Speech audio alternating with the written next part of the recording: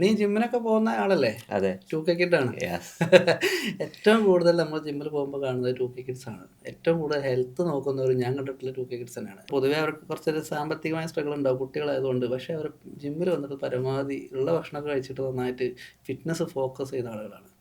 ചില കുട്ടികൾ അതിൽ വേ പ്രോട്ടീൻസ്, ക്രിയാറ്റിനൊക്കെ കഴിക്കുന്നത്. ക്രിയാറ്റിൻ കഴിക്കുന്നുണ്ടോ? അതെ. വേ പ്രോട്ടീൻസോ? ഇല്ല.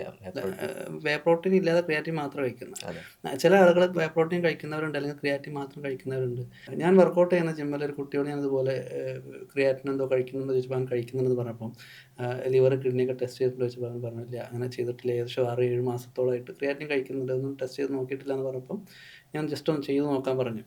അവൻ ചെയ്ത സമയത്ത് അവൻ്റെ SGOT SGPT ഒക്കെ ഭയങ്കര എലിവേറ്റഡ് ആണ്. 460 500 ഉണ്ട്. അത്രയും കൂടുതലായിട്ട് കണ്ടു. പിന്നെ അത് ഫോളോ അപ്പ് ചെയ്ത് ക്ലിയറായി. പക്ഷേ നമ്മൾ ഇങ്ങനെ ജിമ്മിലൊക്കെ പോയി വേ പ്രോട്ടീൻസ് അല്ലെങ്കിൽ ക്രിയാറ്റിൻ കഴിക്കുമ്പോൾ ഇടയ്ക്കെങ്കിലും നമ്മുടെ liver function test, kidney function test ഒക്കെ നോക്കണം. അല്ലെങ്കിൽ ചിലപ്പോൾ നമുക്കൊരു അപകടമുണ്ട്. പക്ഷേ അത് രണ്ടും ഹെൽത്തിയാണ്. പ്രോപ്പറായിട്ട് നമ്മൾ അതിൻ്റെ സയൻറ്റിഫിക് ആയിട്ട് അത് ഇൻടേക്ക് ചെയ്യുകയാണെങ്കിൽ ഒരു കുഴപ്പമില്ല. ഫിറ്റ്നസ്സിന് വേണ്ടിയിട്ട് ചെയ്യാവുന്നതേ ഉള്ളൂ. പിന്നെ ക്രിയാറ്റിൻ മാത്രം കഴിക്കുന്നത് ശരിയല്ല. വേ പ്രോട്ടീൻ കൂടി കഴിക്കണം. എങ്കിലാണ് നമുക്ക് മസിൽ റിപ്പയറിങ്ങിനൊക്കെ അത് കൂടുതൽ ഉപയോഗപ്പെടുള്ളൂ. ഒരു 3-4 മാസം കൂടുമ്പോഴെങ്കിലും നമ്മൾ നമ്മുടെ LFT, RFT ഒക്കെ ഒന്ന് ചെക്ക് ചെയ്യുന്നത് നിർബന്ധമാണ്.